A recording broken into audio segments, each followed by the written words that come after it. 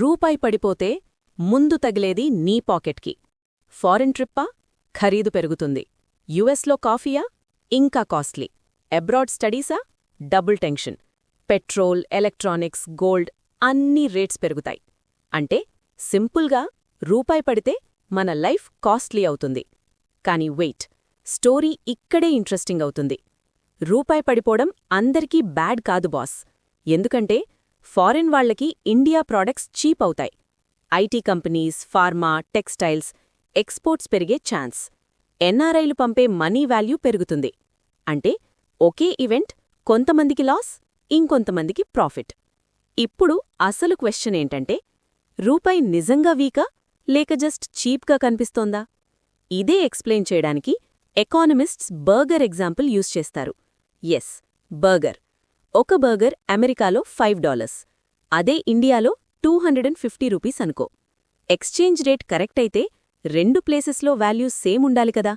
దీనినే అంటారు పీపీపీ.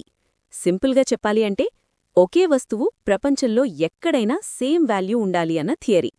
కానీ రియాలిటీ డిఫరెంట్. ట్యాక్సెస్ ఉంటాయి, ట్రాన్స్పోర్ట్ కాస్ట్ ఉంటుంది, శాలరీ డిఫరెన్స్ ఉంటుంది. అందుకే ఎక్స్పర్ట్స్ ఇంకో లెవెల్ మెట్రిక్ యూజ్ చేస్తారు. REER, real effective exchange rate. ఇది $1తో కంపేర్ చేయదు. ఇండియా ట్రేడ్ చేసే అన్ని కంట్రీస్ని కన్సిడర్ చేస్తుంది. ఇన్ఫ్లేషన్ కూడా యాడ్ చేస్తుంది.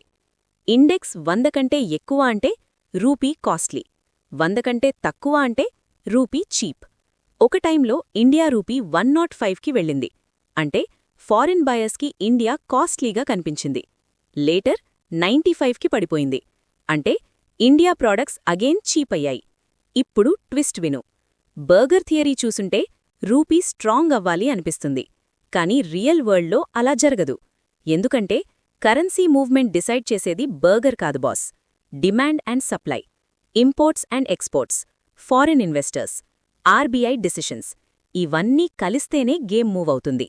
సో నెక్స్ట్ టైం ఎవరో రూపాయి పడిపోయింది అంటే పానిక్ అవ్వకు. అది డేంజర్ కావచ్చు, లేక ఇండియాకి ఛాన్స్ కూడా కావచ్చు.